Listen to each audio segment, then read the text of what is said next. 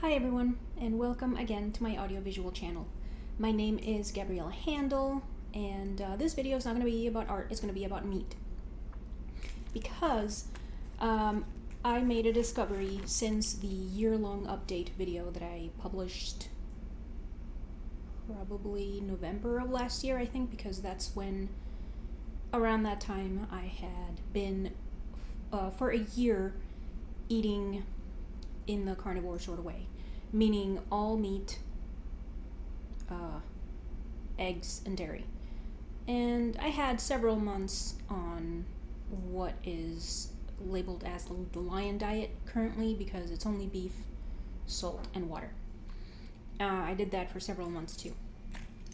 So, since recording that video, when I recorded that video, I had made some reintroductions.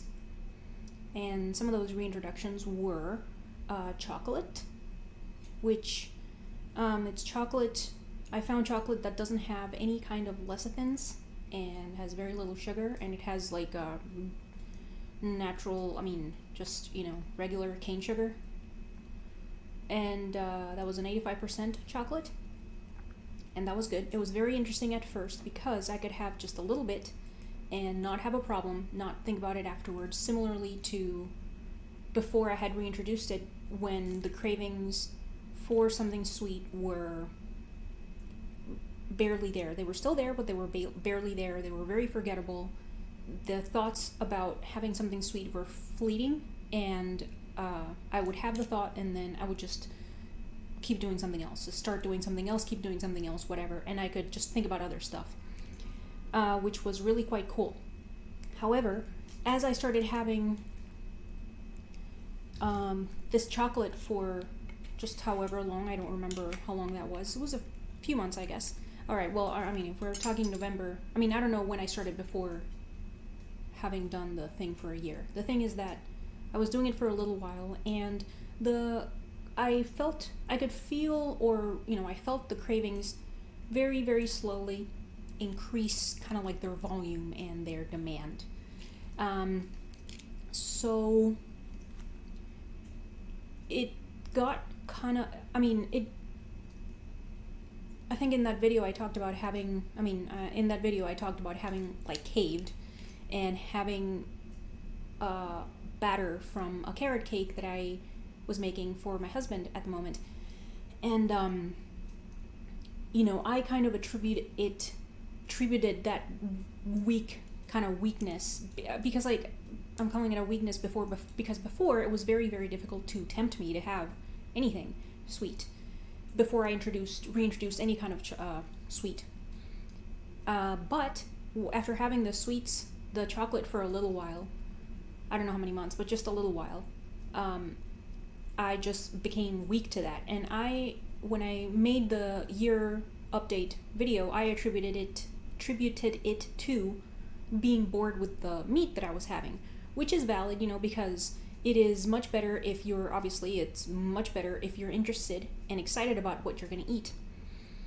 And if you eat to satiation, which I was, but at the same time, it's obviously difficult for regular, quote unquote, food, like meat, like regular ass meat, to compete with a sweet or just carbohydrate in general, because because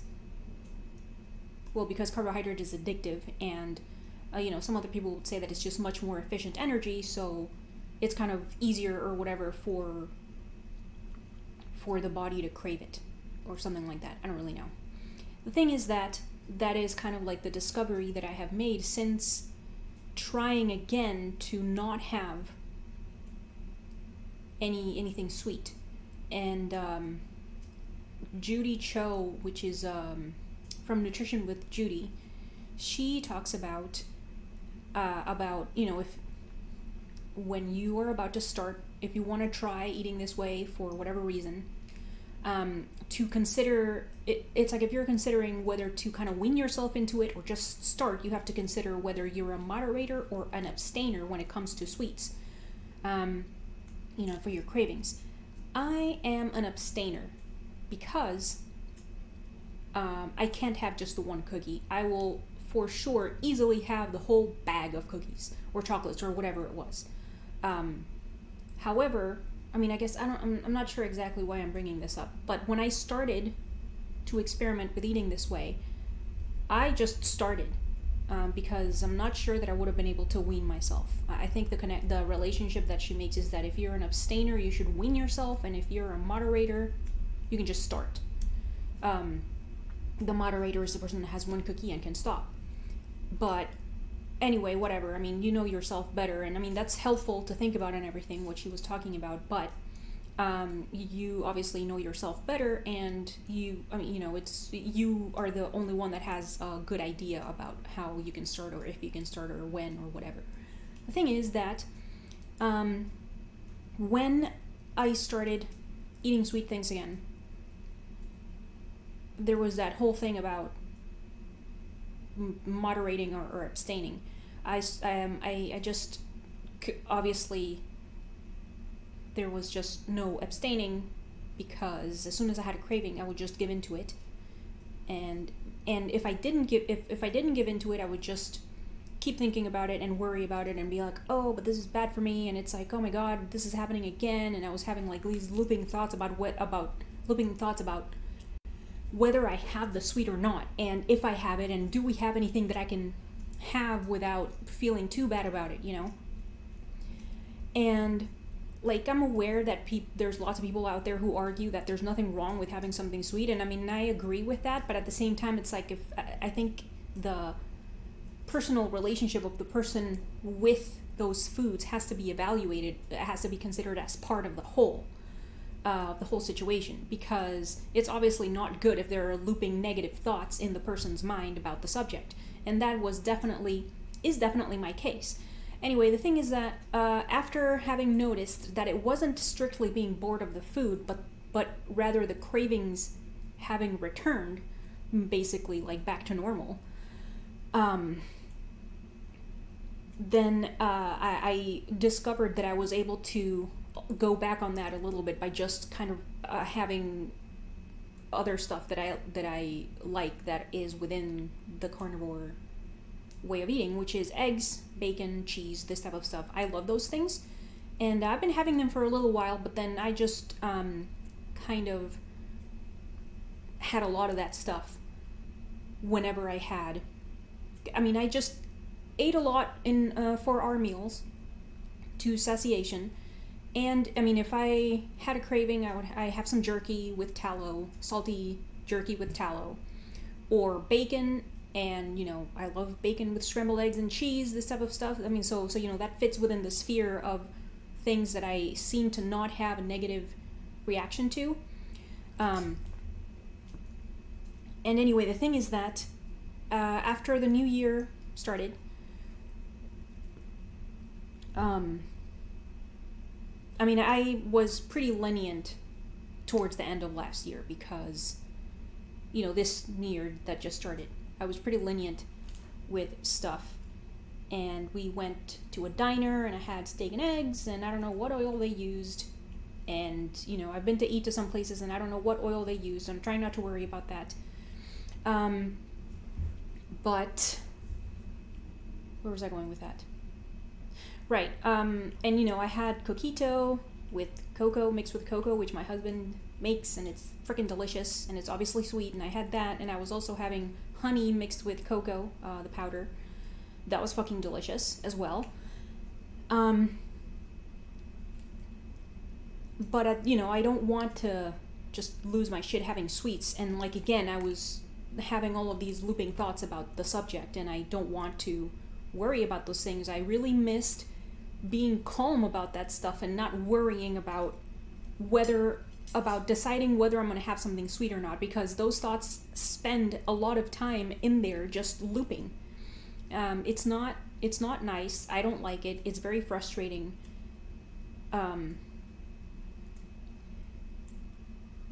And anyway, the thing is that since then, I having meat that I'm excited about, whether it's seared London broil searing it like a steak. That's fucking delicious. Or just finding any kind of steak on sale, ground beef with bacon and cheese, bacon and eggs, scrambled eggs and cheese. That's fucking delicious. Lots of seltzer water, because that's delicious. Sometimes that is my dessert.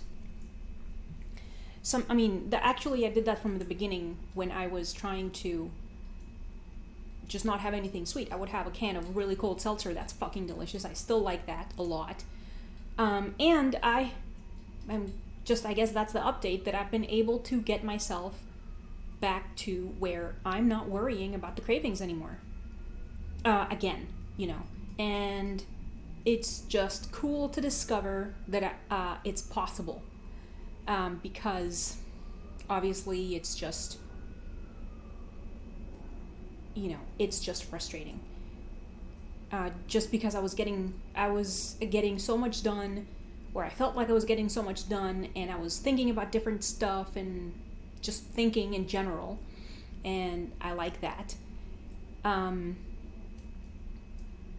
I just in general feel more calm, not as anxious. I'm still anxious, but not as anxious, which is important to me, just because I obviously noticed the difference. Sleep has come and gone. I don't really know. I don't really understand that, but I'm just kind of like taking note about it when I tippy type about how I feel in the day. I might talk about that when I get it better. But yeah, mentally, I definitely feel better, more clear-minded. It's easier to, I've called it pathing, and what I mean by that is kind of like okay, I'm going to do this, and then I'm going to do that, and then I'm going to do that, and so like that path of decisions is very, it's easy to make. It's much easier to make when I'm not worrying about whether or not I'm going to have the sweet thing. So, I don't know, if you're experimenting also with eating this way, whether it's, keto or ketovore or carnivore or animal-based or lion diet, whatever it is, have you experienced this as well? How did you experience it? What else did you experience that I haven't talked about? Did you add something that made you have cravings? Or is there something that you have which is sweet, which helps stave off cravings? Because I think Ben Patrick, Knees Over Toes guy, has talked about something of the sort. He mentioned it in one of his podcasts. He just has like eggs and steak for breakfast, like at 1 or something in the afternoon. And then before bed, he has a bunch of fruit, and he said that is which I think that falls under animal-based, or it's at least a version of that. And he says that this fruit that he has before bed, or, as dinner, stops him from having cravings, and that's very interesting. And this whole thing really is about discovering how to tailor the way that one eats to to just have a better life in general and be as healthy as possible. I think, anyway. So yes, please tell me what you think about, what I'm using about here, and your own experience with that stuff. Thank you very much for watching and listening, and or reading if you're reading subtitles. And remember to like this video and even share it. And also subscribe to my audiovisual channel. Thank you again, and have a lovely day.